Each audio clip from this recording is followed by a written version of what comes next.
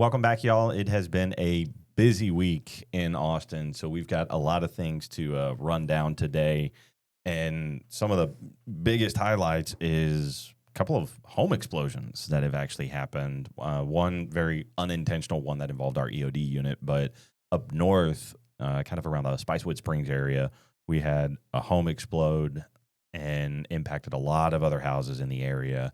And first off, our thoughts and well wishes go to everybody that was involved in that. That's very traumatic to have to go through and impacts people's living situations, all this other kind of stuff. Right, it was multiple houses. It was like 20 How something. far away did they feel the impacts?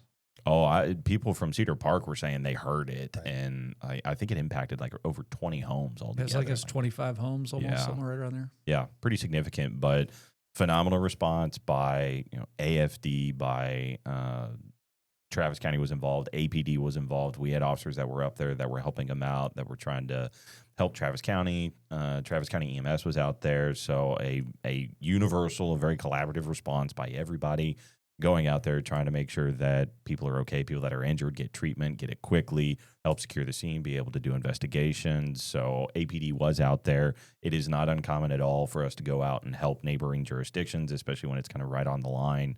Very frequent that we'll go out and help people, especially with major incidents like this. So Right, and it's not just the house. So when the house explodes and there's damage to neighboring houses, all these agencies come together to start like systematically checking other houses in the neighborhood and moving on and doing grid searches and all of that just to check and make sure everybody's okay. So it's a lot of work. It's just not that one little area. Right. It takes a lot of time and resources. Yeah, it does. And it's obviously something that's still ongoing, and they're still going to be working on it. So these major incidents take a lot of resources, time, and there's a lot of work that goes into them. So very proud of all of our guys that went out there, though, guys and gals that APD officers that went out there and were helping out and stepped up super quick to try to make sure that we helped people as quickly as we possibly could. So tragic situation there. And then the other day, we had something down in South Austin where inside a home they discovered explosive devices, and our EOD unit was out there. They were helping out with that, and ultimately they had to detonate the devices in order to make them safe, and that was a pretty significant incident. If people don't know, our bomb squad's actually pretty impressive. Like, yes, this one happened in Austin, but our bomb squad actually covers like 10 counties all across Central Texas, so they go to calls everywhere to deal with all of this, but they were out there for quite a while. I think they started out on Tuesday out there. Yeah. And then ended up having to detonate the devices yesterday. Mm-hmm. So unfortunately, it's just what had to happen because that's the only way they could make it safe. They were just unstable. That's why it took so long. They were trying to figure out how do we mitigate this, and that was what ended up having to happen. I saw a lot of people there. complaining on social media that it took so long to kind of resolve the problem that they were experiencing. That's, hey, we have an explosive device in a house, but you want to make sure you have the right people there doing the right things in the safest way possible. Like, I'm pretty sure like them blowing up the device in the house probably wasn't what they wanted, but they probably evaluated multiple different scenarios on how to make the scene safe. Yeah, they want to try to get it away as much as they possibly can, but sometimes if a device is unstable, then it's riskier to move it than it is to just leave it where it is. And our bomb guys are very well trained. They go through pretty intense certifications. They have to go through a lot of training in order to be part of FBI task forces, ATF, all this other kind of stuff. And they are premier level bomb techs. Right. That, yes, it takes a while, but the last thing in the world you want anyone to rush through is defusing the bomb. Like, let's not rush that one. That's one that's going to wind up getting a lot of people hurt if you don't do it the right way. And they are always going to do things in the safest way possible when it comes to that. It's okay to be slow. It is okay to be slow, especially when we're talking about explosives. So phenomenal work by them. Again, tragic that it has to, happen the way that it did, but ultimately nobody was hurt, and that's the most important thing. So, that one happened as well.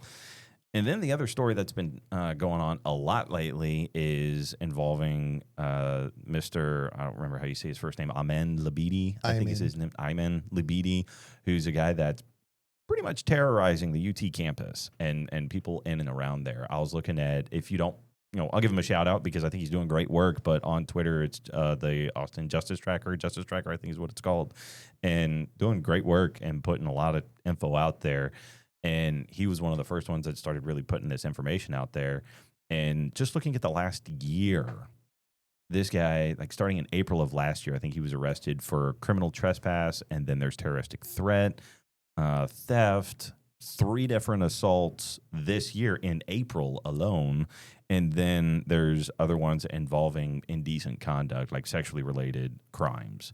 And this guy is still constantly getting released, and talking with people like Joelle, who's been doing With interviews Safe Horns. lately. Yeah, she's with Safe Horns, and she's kind of like one of the watchdogs for things that goes on the UT campus. She's been talking about this a lot lately, and they're getting extremely frustrated out there, understandably so, where this guy is just, he's committing crimes, getting released, nothing's happening, and then going out and reoffending. Like, at what point are we actually going to take this seriously, and our county attorneys and judges going to be like, hey, this guy probably doesn't need to be out anymore. Right. Like, maybe we should actually hold him until we prosecute these crimes.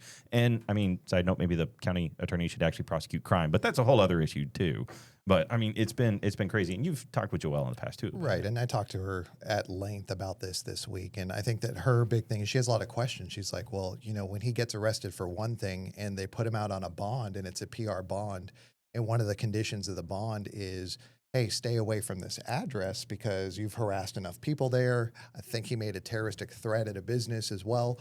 And so he shows back up at these places, and she's like, well, he gets arrested again, and he's let out again with another bond with the same conditions. She's like, why isn't any of this, making sense? And I'm like, well, Delia is going to tell you, that's Delia Garza, who's our county attorney. She's in charge of misdemeanor arrests in the county. And so she'll just say, hey, well, the bond people that work for the county have these policies, and that information's not getting to the judge that's giving the new bonds on the new charge. And so it's just this like constant blame shifting. Delia's like, hey, I'm doing what I can with the information I have, what she's really not. Like, anybody can go to that Odyssey web, which I showed last time. You type in their name and it shows everything they've done. It's not secret. And this Right. is not information that is super secret for the courts and for all these people. And they try to shift the blame. But you look at what Delia Garza ran on, what Jose Garza ran on. It was they wanted to transform the justice system. And people say, oh, you guys are just cops. You want everyone to be punished. No, like if it's someone's first time offense, we're not sitting here like saying throw the book at them. Mm-hmm. But these are multiple of the same thing happening over and over and over assaulting again. students. Yeah. Like, we don't want that. Nobody No. wants that. Yeah, like you want to talk about having a safe learning environment for somebody. Well, how in the world is that supposed to happen if some dude that's wandering around in a motorcycle helmet is over here grabbing people, assaulting people, stealing things, and threatening people? Like, that is the opposite It's of time what. to do something. Yeah, and they just sit on things, and a lot of times, some of it does come down to judges. Like, I believe it's in statute where like they have an obligation to look at someone's past and their priors in order to determine what an appropriate bond is. But half the time, we don't do that. Judges don't do that. They just ignore it, and they're like, no, they didn't know. It's minor. They didn't mean to do that, whatever. And like, it's not taken seriously. None of this is being taken seriously, and it's tragic. And more people are being made victims than suspects are being held accountable. Right. And it's reflective. Like, this is one guy. This happens all the time across the city. Yeah. Misdemeanors. Yeah. And, it's just getting a lot of attention, but this is a systemic problem Yes. in the city of Austin. And you actually have Joelle coming on to talk to you soon. So, Yeah, we're working right now to where hopefully, coming up here soon, we're going to have a full-length podcast that everyone should definitely stay tuned for, where we're going to talk about a lot of this, because they see a lot of these repeat offenders, and in and around the UT campus is a priority area, but yet it's being neglected, not because arrests aren't being made, but because prosecution isn't happening. People are not, these prosecutors, these judges are not taking crime seriously, and students and people overall in the city are being impacted. So it's a big part of what Joel and I are going to talk about, but we're looking forward to that one. So stay tuned. That one will hopefully be coming soon.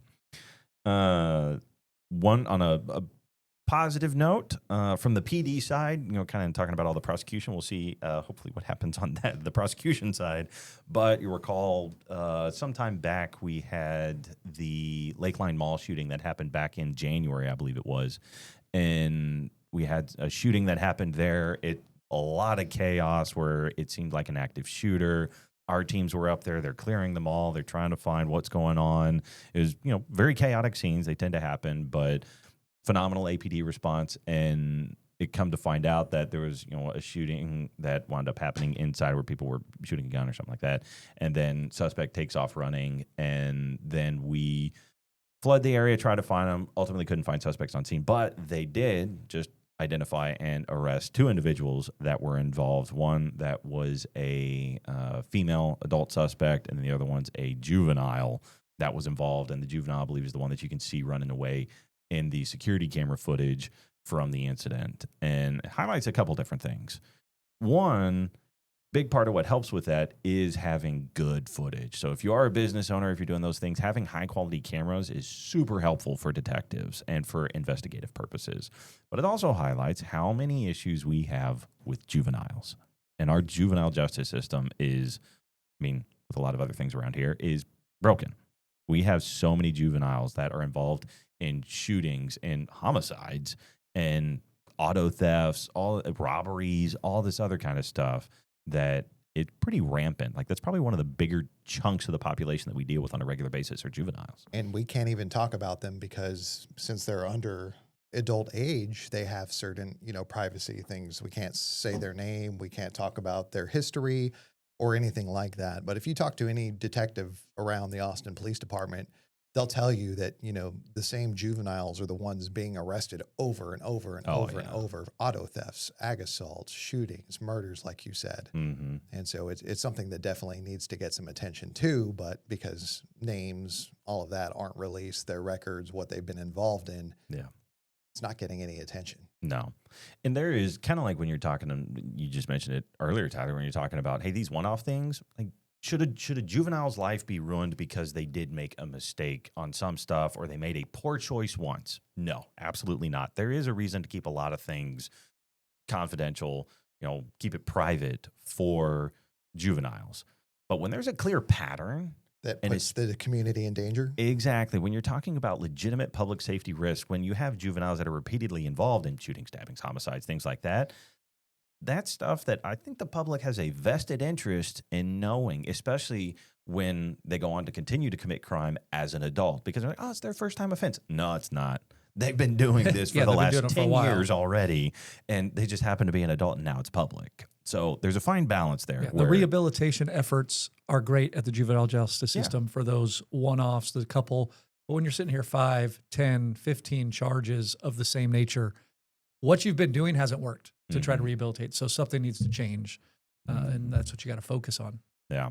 But great work by our aggravated assault unit, all the detectives. Hopefully everyone's noticing a theme here, which is that our detectives, our officers, everybody is out there doing phenomenal work on the PD side, but then it gets referred, and then things kind of fall apart when it comes to the prosecution and that accountability side for people who are committing crime. But talking about some of the awesome police work, one of the other things that just happened earlier this week too, and I got to talk to the officer, was we had some of our South Austin patrol shifts, our night shift patrol were out there, and they found a vehicle that had people involved with aggravated robbery.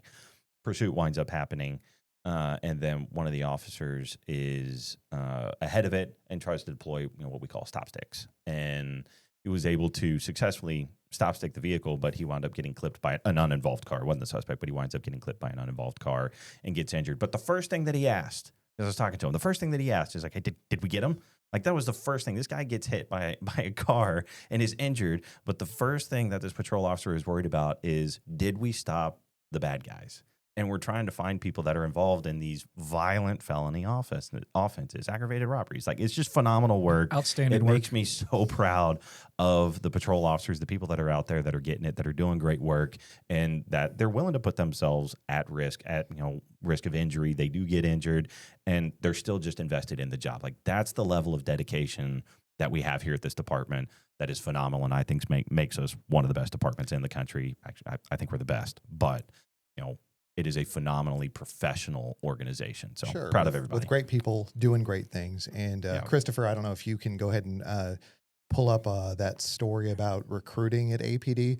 And this one kind of grinded my gears, just to let you know, Michael. That Let us have it, Juice. Yeah, the city council in their last meeting was harping on our recruiting department, saying that we didn't have strategic goals, and kind of alluding to the fact that our lack of quote unquote goals are the reason why we have so many vacancies. And I don't know if you want to kind of highlight some of the things city council has done to make things harder for us to recruit, but I really think that's the real problem. Well, I actually think I think it's twofold, right? If you look back at the history, actions by previous councils, like I'm not going to throw our current mayor under the bus on this one, because I think he actually he's been trying to help us. He's been doing good stuff, and I appreciate Mayor Watson for what he's trying to do. But previous councils and his predecessor is a whole other story, where they were the ones that effectively killed our department. Right? The reason we have a staffing crisis is because of those previous councils. It's because of their actions. It's because they shut down a contract. It's because they canceled cadet classes. It's because they chose to listen to everybody else on the face of the planet that thought they were an expert in law enforcement, except for the people that were actually doing the job and people in law enforcement. Like, you want to talk about a morale killer. Hey, I think, I'm looking at being a cop. I'd like to go to this city. And like, no, we know this person over here that's never been a cop. They know how to do your job, and they're going to tell you how to do it. Like, that's why people didn't want to come here. And now the problem that we have is what we've been talking about. Now, come here, be a cop, like, do great things, awesome. We are back under contract. That's all good stuff. But then you have the county and the district attorney that are basically going to crap all over your work product, and they're not going to do anything about it, and you're just going to see this revolving door of criminals. And by the way, there's a pretty good chance that you might get indicted if you do your job correctly. Like that, why would you want to be involved in all of that? Like, those kind of things are what's really hampering our recruiting efforts. Right. Like, it's not, the department is trying. The department is trying to do what we can. They are working hard. They're trying to get people in the door, but it is hard to get people in the door when you see the target that is painted on APD officers' backs from prosecutors. And to be fair, I wanted to back up to that contract piece, because without a contract, we couldn't go out and have tests in other cities to try to recruit elsewhere. Like, we had to ask everybody to come here. Now that we have a contract, we got to change the way we do things again. And now we're able to go out, and it's only been a couple of months. Yeah. So to say that we don't have any established goals, well, we didn't have any stable environment or rules to work with. And that was at no fault of our own. Yeah. No, APD. We have been working hard. We tried to avoid going out of contract. We tried to avoid all these things, but we can only deal with what's been given to us. And like you said, when we are out of contract, our recruiting ability is hampered significantly because we have to follow state law, and state law is pretty restrictive. So I just wanted to give our side of the story. I just thought it was a bit unfair. The news didn't really. Yeah, it makes it seem like it's an APD problem. No, it's not. Like, do we have a role? Like, yes, we're the ones that are going out there and recruiting, and they're very much trying. But there are so many external factors out there that truly impact the ability to recruit. Like, we're doing a lot better at retaining people now, thanks to a contract. That's why we have fewer people leaving. But getting new people in the door, it's a lot of the political factors that play more of a role versus the department. So, big thing, not our fault. Wrap it up on that one. For our Wanted Wednesday, we have Miss Catherine Monaco, who is 32 years old. She's wanted for a burglary of a building warrant, which is a felony. She's 5'4", 154 pounds. If you know where Miss Monaco is, have any information, as we remind you every week, please do not confront her, but please call us, call the Austin Crime Stoppers if you know where she is, and we've got all their info for you there on the screen. But for that wraps up our crime report for this week. Except for one thing, our employee of the week. Outside, don't want to forget this. I know, don't want to forget that, because it's a great guy. It's one of our corporals, Clint Hamilton, who is working off duty over downtown in the Red River Street, and he found a young lady that was in need, and she had a disabled car. She was upset, understandably so, and needed help changing a tire, basically, and she couldn't because she had a bad jack. Well, Hamilton went out there, helped her out, found a way, got a new jack, and then was able to help her change the tire and get her back on the road. So he did a phenomenal job making sure that he actually could do it. Went to check on that, and they found that she had 2 bad tires. Yes. And he stepped in and paid for 2 tires, replacement tires for her out of his own pocket to get that car up and running. So went above and beyond. We've mentioned this before. We've had stories like this before. It's not uncommon for officers to pull out of their own pocket to help out in different situations. So just excellent job, Clint. He's been here for a while. Yeah, stopping robbers and all of that's fun, but these little interactions with the community, like if people are doing that on the small things, like it makes that much of a difference. Yes, it does. And I think it just highlights yet again the phenomenal people that we have and how committed they are to serving our community in a variety of different aspects. Like you said, catching robbers, it's great, but they also take care of the little things that impact people in a very real way. So outstanding work, sir. Well done. Very proud of him for doing all that. But with that, almost forgot. Thank you for saving me. But with that, that's our crime report for this week. So like us, subscribe, share the videos. So click that bell. Yeah, there you go. Click that bell. There you go. All right, y'all. Stay safe, stay alert, and stay tuned for the next one.